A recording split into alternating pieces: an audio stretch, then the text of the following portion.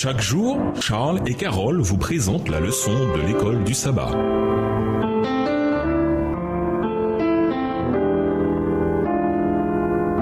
Bienvenue dans votre émission Dieu nous parle.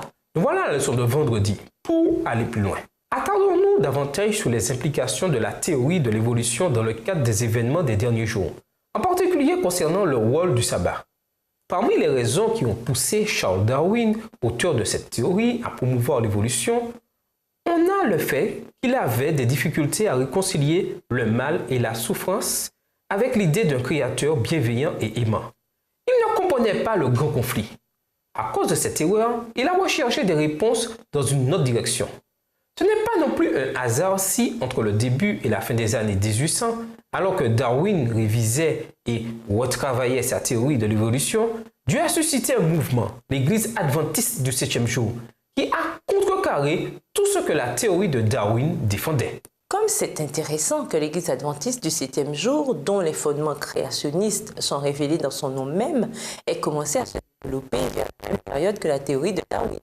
Qui sait, si Darwin a lu et cru ces quelques lignes d'Ellen G. White, le monde aurait peut-être échappé à l'une des plus grandes énormités de la pensée humaine depuis le géocentrisme et les générations spontanées. Bien que la terre fût souillée par le péché, la nature demeurait le livre d'études de l'homme. À présent, le livre ne pouvait plus ne présenter que le bien, car le mal était présent partout, marquant la terre, la mer, l'air de son empreinte dégradante. Là où autrefois éclatait uniquement le caractère de Dieu, la connaissance du bien se manifestait désormais aussi le caractère de Satan, la connaissance du mal.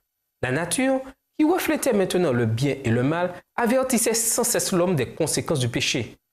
Darwin a révisé ses spéculations évolutionnistes, toutes fondées sur une fausse compréhension de la nature et du caractère de Dieu et du monde déchu dans lequel nous vivons.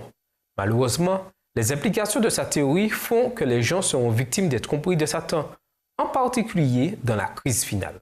À méditer, pourquoi tant de chrétiens rejettent-ils l'idée d'un Satan littéral?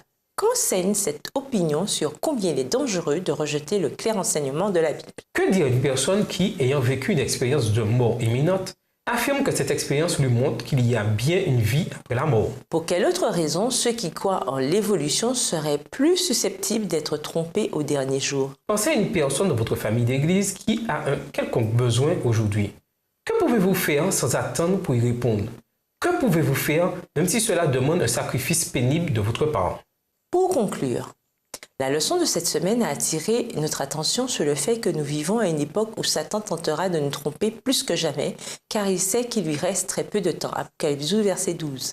Cependant, elle nous rappelle aussi qu'il nous faut fixer les yeux sur Jésus, qui a déjà vaincu les tromperies de Satan pendant sa vie terrestre.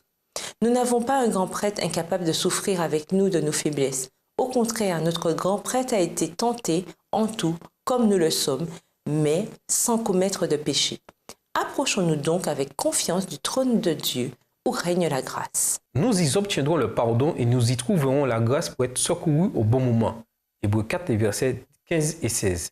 Ainsi, nous avons l'assurance que nous pouvons, nous aussi, vaincre et que les tromperies de Satan peuvent être détruites par la foi en Jésus-Christ. Au revoir. Et à demain si Dieu veut. Dieu nous parle.